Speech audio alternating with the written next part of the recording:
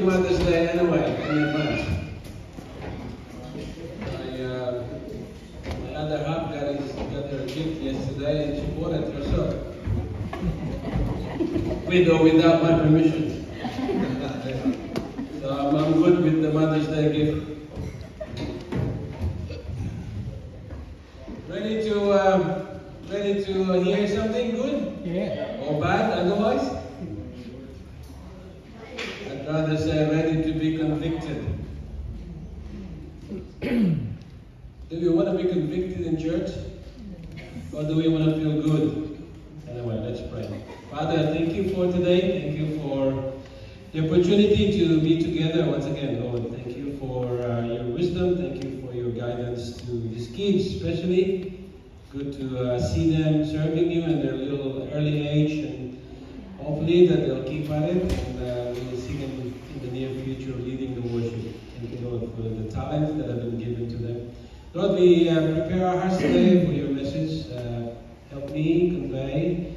Thank you for your wisdom to me, and just help me share the message this morning. In Jesus' name.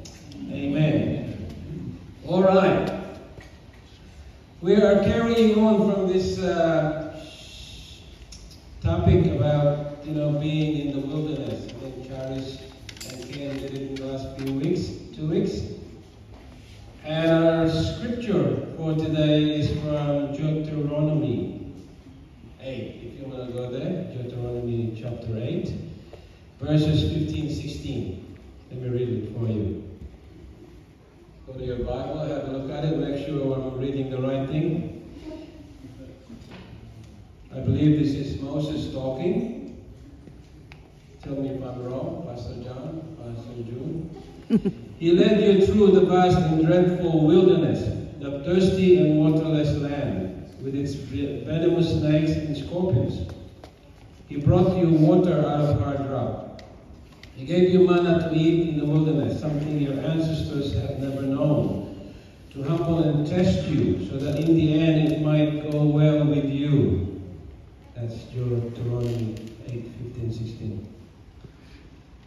We've been talking about this in the last 3 weeks, about being in the wilderness, and also in our little prayer group on Tuesdays, we've been going through Numbers, which the Israelites are still in the wilderness, last part of it, before they finally got to the promised land. So, we've been looking at how the Israelites got freed from slavery in Egypt. When you get free, it's a good thing, right? I'm free. That's what the Israelites first felt, I believe, when they first, Moses said, yeah, we're now out of Egypt, we're all free.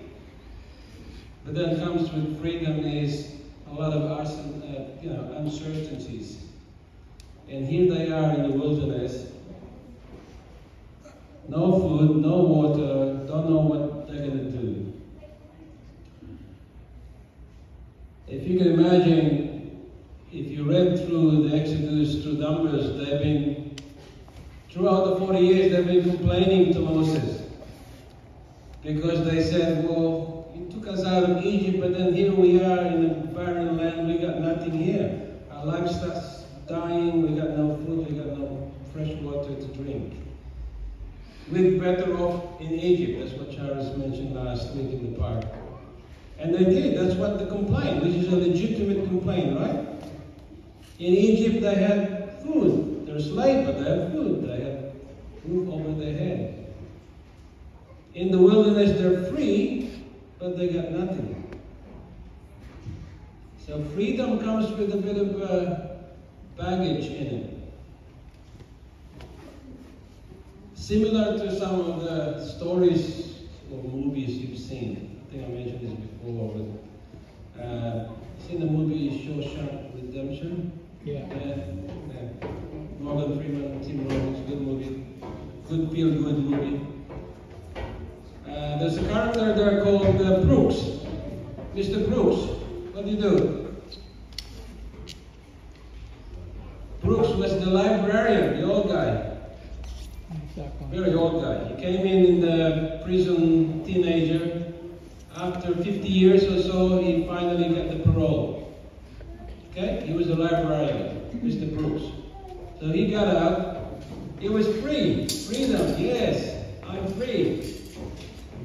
But then what happened to him is he got a job, got a room in an apartment. He got no idea how to live his life outside freedom, outside the prison. He struggled big time. He worked in a grocery store bagging things, I think it was. And every time he needed to go to the comfort room, he had to ask permission. Because that's what he did in prison. He just couldn't live his life outside the prison. All of a sudden, this newfound freedom, which is supposed to be a good thing, but he was struggling with that freedom. There was another character called Red. Red was played by Morgan Freeman, the smuggler. He can smuggle a lot of things inside the prison for a fee. Alright?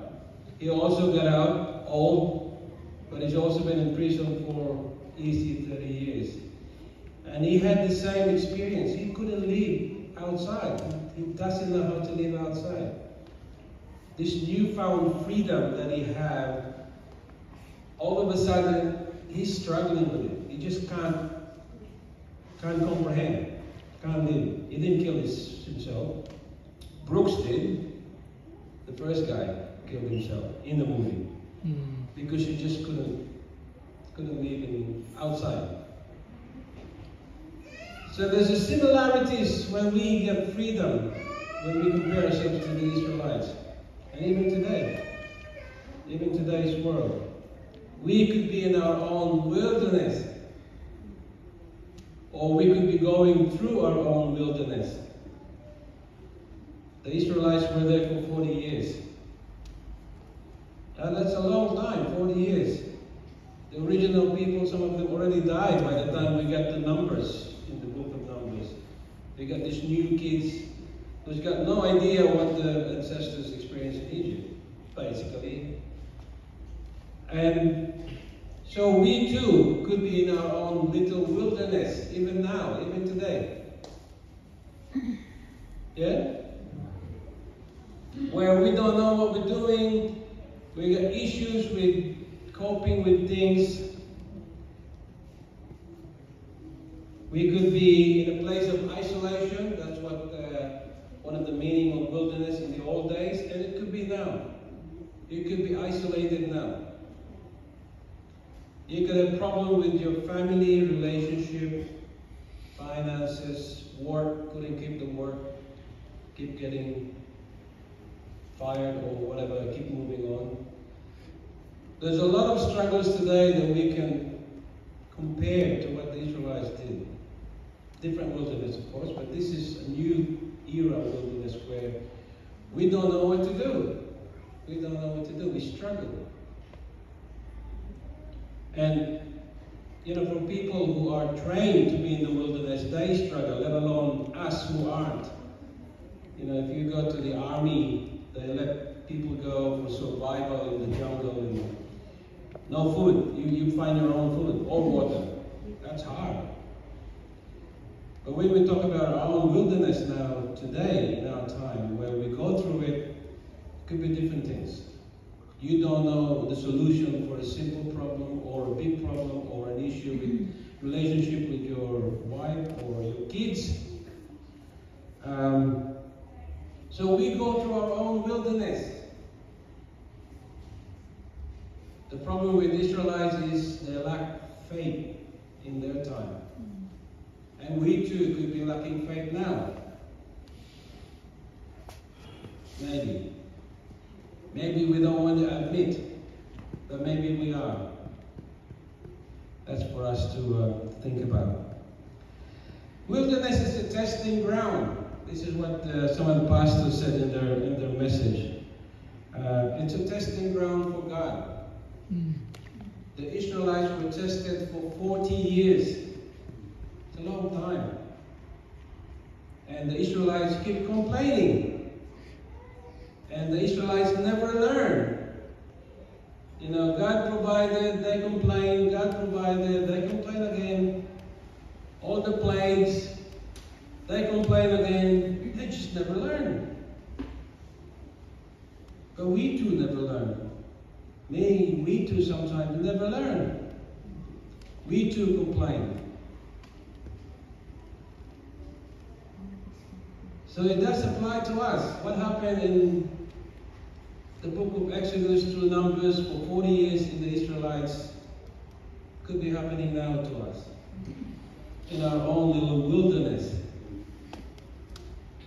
It's a training ground. It's a testing ground.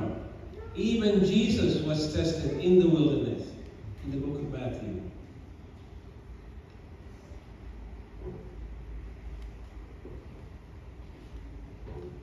One says also leaving one's life behind. This is what the Israelites did. They left Egypt to an unknown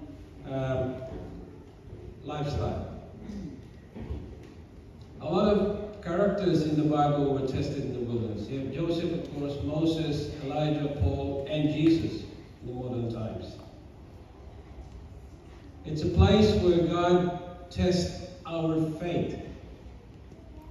So if you're in the wilderness right now, in your own little wilderness, whatever it may be, relationship, financial, or whatever, just think about it for a second. Maybe God is testing me. Yet again, God is the greatest teacher. He's also the greatest tester.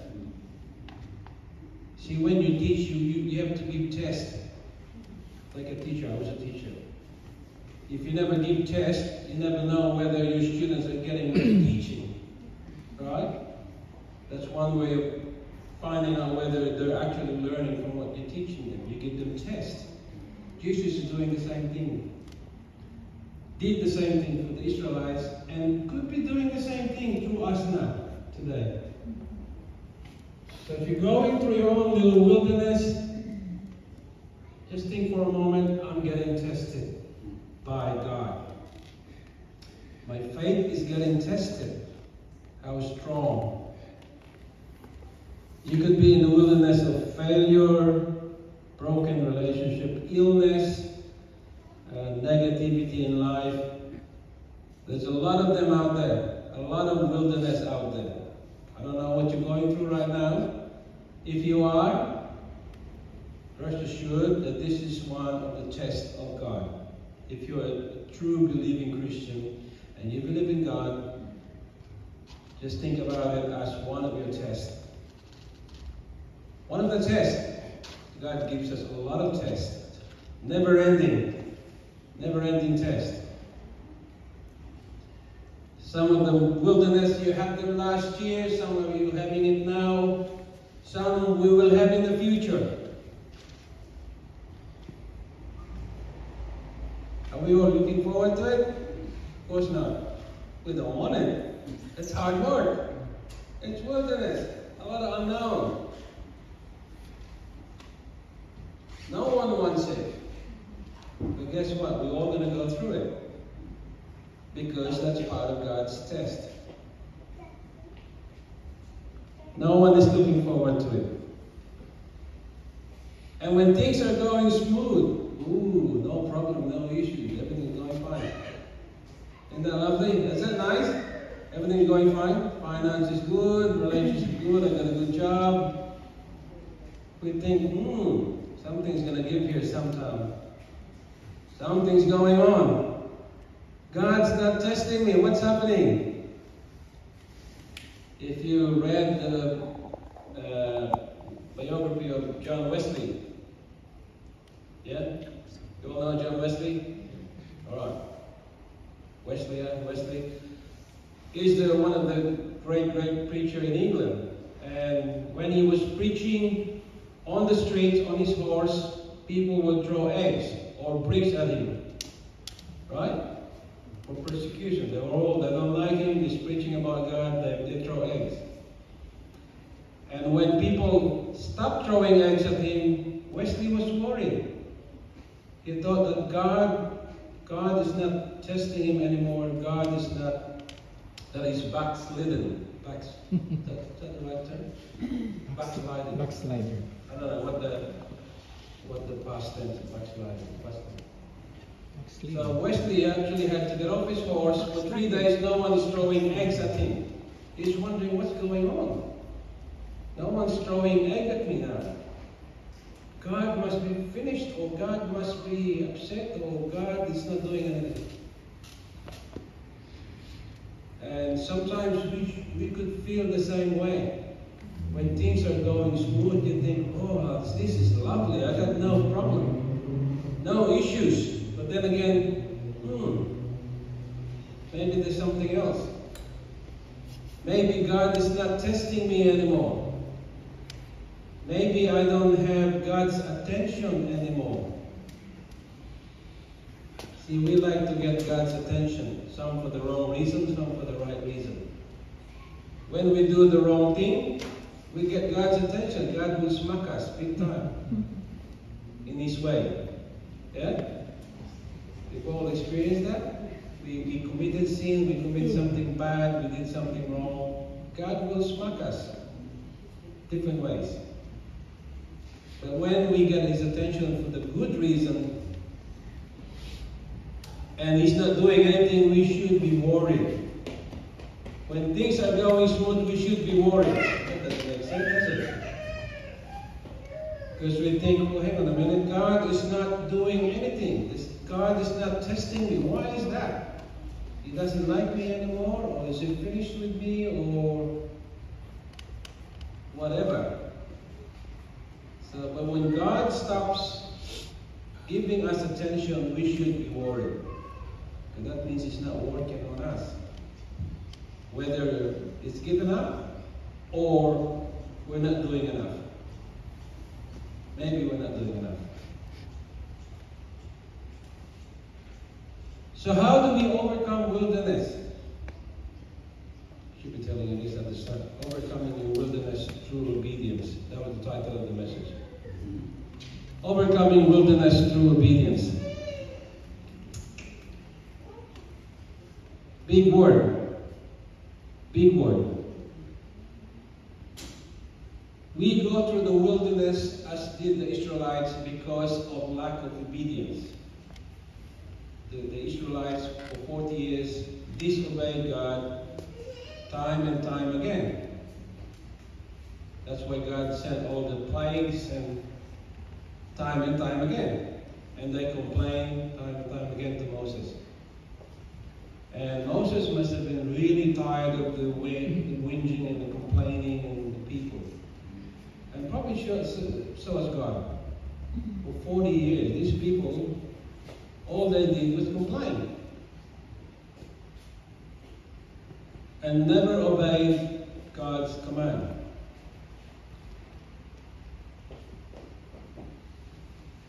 But obedience is the word. The Egyptians don't know the word. Israelites disregarded the word. They disobeyed God. They lacked faith in God. It's amazing how we say we believe in God, yet sometimes we say, why is this happening to me, Lord? If you are here, then why am I going through this wilderness of mine? I go to church every Sunday, I serve in the church, I attend a meeting. Why am I still having this problem? Why am I still in the wilderness? Well, that's because God is still testing us. And that's a good thing. That's a good thing. When we're tested, our perseverance, our faith will develop and will improve. I hope. A lot of our guys in our group shared that, with all this problem, all the trouble that they've had, the experience, the family, strategies, the faith just becomes stronger. That's very good to hear. But for people who don't have a relationship with God, all they do is blame everything else. Yeah. Why me? Why is this happening to me? But for us, our attitude should be that if we're getting tested, that's a good thing. Keep coming, God. So, is it smooth sailing at the moment? And you like it? Or is it testing times and you like it too? Up to you. Whatever you're going through right now, it's an experience that we need to have because God is testing us. But first we need to have obedience. There was a nice little story of a stingy husband. This is from one of the sermons, I'm just borrowing it. A stingy husband gave the obedient wife instruction. When I die, pack all my money in this box, put it in my casket. He said, I need it in heaven. So the obedient wife did the exact thing. The husband died. After his death, she put the box in the casket, and the undertakers took the casket away. Her friend said, how could you do that? I can't believe you did that. Why? The wife said, I put all his cash in my account, I issued him a check, he can cash it in heaven. That's obedient. Oh, the obedient wife, very clever wife. I hope my wife's not like that. That's another thing. So how obedient can we be? How obedient can we be? Alright, let's go driving. When it says 60, do you go 60 or 61 or 65 or 70? Yeah. Now we're talking. Alright? Alright? We can be obedient. Alright, no problem, God. I will obey you.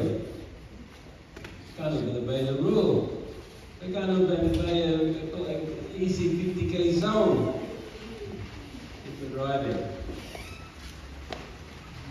So how do we measure our obedience? There's a few things. How quickly we obey.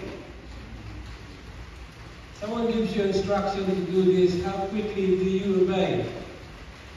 For those who have kids, you would have experienced this. Go and fix your room. Yeah, all right. Hour later, what happened to the room? They will fix it maybe in 5 hours after. So how quickly do we obey? Do we straight away obey or do we procrastinate first?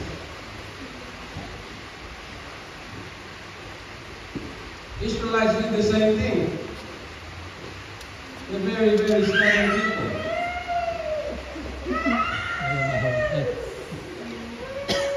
How gladly you obey. How gladly do we obey?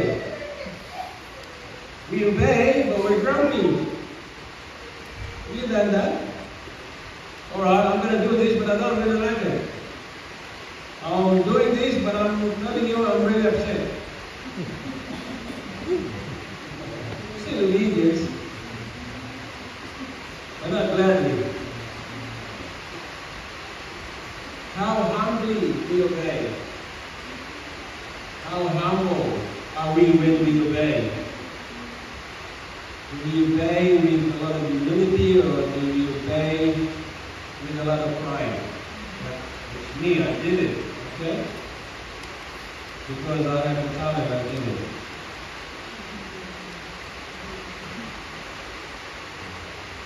How faithful do we obey?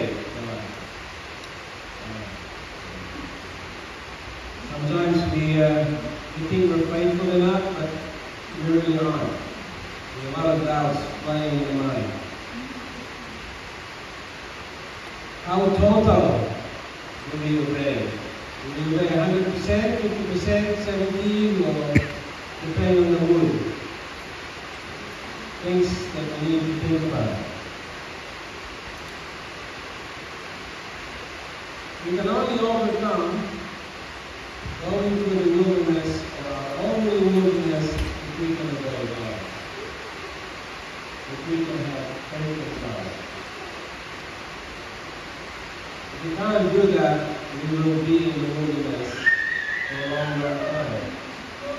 We'll never get out of it. Mind you, if you get out of it, you'll be dead. Like Moses. And God showed Moses, this is the cruel part. God put Moses up in the high area and he said, see the promised land over there? That's where your people is going, but you're not. You're going to die here now. That's what God said. That's cruel. And you know, Moses always had a relationship. He wasn't worried. He probably sort of expected it. But that's how God works his ways. So today, if you're going through your own little wilderness, don't worry. Just have faith and be obedient. And know that God is still testing you. Know that God is still looking at you. Because the moment God stops testing us, we will be in trouble. That means we're not getting his attention anymore. That means we're going to be in the wilderness for a long time. That makes sense?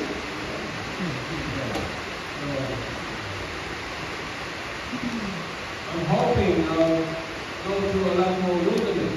I'll be much stronger and more faithful and more changed. You know, when someone said we are all being changed and we're being polished, we are really good looking gold. Well, you know, gold goes through a lot of process, deep process to get the best part. And that hurts.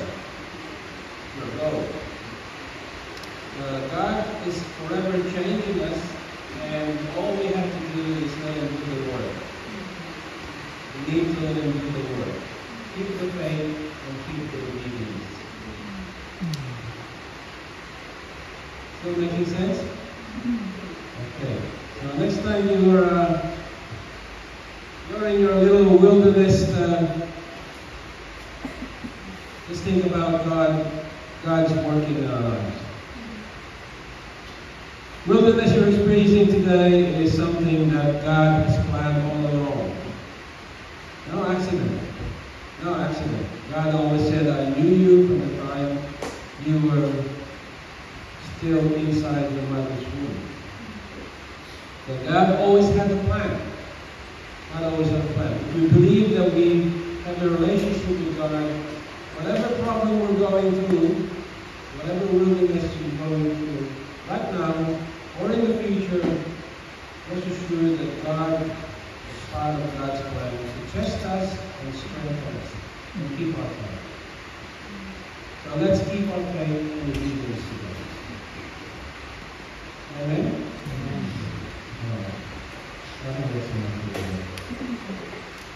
Let's pray. Father, thank you, Lord, for today. Thank you that we are able to experience, compare ourselves to the Israelites, where they were in unknown territories, carrying on, complaining. But thank you, Lord, that you're there, providing and testing them. And so are we in this modern time. We thank you, Lord, that in our times we sometimes complain too. We are complainers too. If we don't know what's going on, we don't know what to do. But the fact is that you are there as you were there with Israel. You are here with us, and so we trust that you are still working in our lives, working and changing us, to make us as presentable to you. And we thank you, Lord. We thank you for the wilderness. We thank you that we can go through them, provided that we have faith and we are obedient to you. Thank you, Lord, for today. Thank you for all the reminders and the learning. And we pray all this in Jesus' name.